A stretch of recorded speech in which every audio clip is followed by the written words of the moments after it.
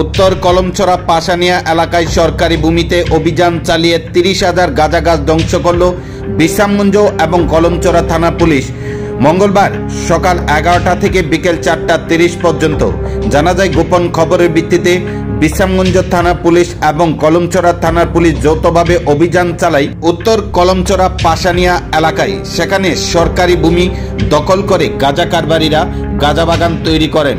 আর গোপন খবরের ভিত্তিতে এই দুই থানার পুলিশ যৌথভাবে অভিযান চালিয়ে 30,000 গাঁজা গাছ ধ্বংস করেন। জানা যায়, দূর থেকে গাঁজা কারবারিরা পুলিশের এই গাঁজা গাছ ধ্বংস অভিযান দেখতে থাকেন। প্রতিবারই গাঁজা কারবারিরা গভীর জঙ্গলে সরকারি ভূমি দখল করে এই গাঁজা বাগান তৈরি করেন। আর পুলিশ গোপন খবরের ভিত্তিতে সেই গাঁজা বাগানগুলিতে অভিযান চালিয়ে গাঁজা গাছগুলি ধ্বংস করেন। আগামী দিনেও পুলিশের এই অভিযান জারি থাকবে বলে জানা যায়।